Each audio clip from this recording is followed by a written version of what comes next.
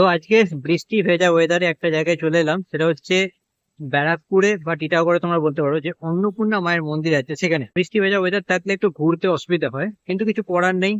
বৃষ্টি ওয়েদার ভালো থাকলে কিন্তু উৎসব আর একটু ভালোই হয়, মানে শুভ লক্ষণ বোঝার মতোই। চলো দেরি না করে আমরা মন্দিরে যাই। আর কিভাবে আসতে হবে সেটা যদি একটু ব্রিফলি বলে দিই তোমাদেরকে।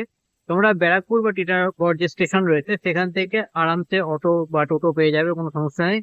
আর এছাড়া কেউ যদি শ্রীরামপুরি বা শ্রীরামপুর থেকে ফেরি হয়ে আসো, তাহলেও সেক্ষেত্রে ফেরি বেরিয়ে অটো বা টোটো পেয়ে যাবে, সেক্ষেত্রে কোনো অসুবিধা নেই। তো চলো মন্দিরে দেখা হচ্ছে তোমাদের সাথে।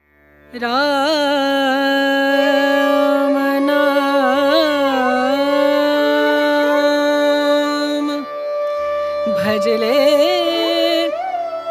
राम नाम सुख धाम भजले राम नाम सुख धाम भजले राम नाम सुख धाम।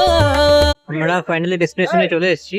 আর চলো, কিন্তু এখানে দেখলি তোমাদের দক্ষিণেশ্বর মন্দির মনে হতো, মানে কলকাতার দ্বিতীয় দক্ষিণেশ্বর এটাকে বললেও কিন্তু ভুল হবে না। তো এখন আমি মন্দির সামনে রয়েছি, বারবার করে কিন্তু বৃষ্টি নামছে, এটা একটা খুব সমস্যার ব্যাপার হয়ে যাচ্ছে। কিন্তু দেখি, চলো ভেতর দিকে যাই আবার। भजले राम नाम सुख धाम। তো ফাইনালি মন্দিরের মধ্যে চলে এসেছি। এই হচ্ছে মন্দির, সাইডে মনে হচ্ছে সব শিব মন্দির গুলো রয়েছে। বৃষ্টির জন্য পুরো অবস্থা খারাপ হয়ে যাচ্ছে, এটা একটা খুবই প্রবলেমের।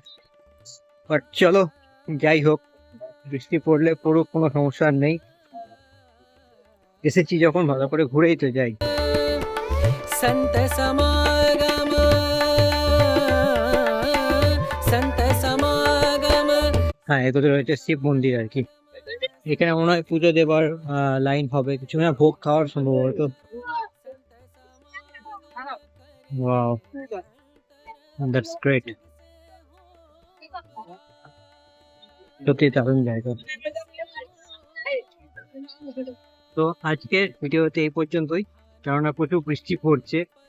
দেখা যাক, আবার একদিন পরে ওখানে আসবো, তখন কিন্তু আর একটা ভালোভাবে ব্লগ হয়ে যাবে। চলো দেখা হচ্ছে আবার একটা নতুন জায়গাতে। परम पद पावे मन होवे।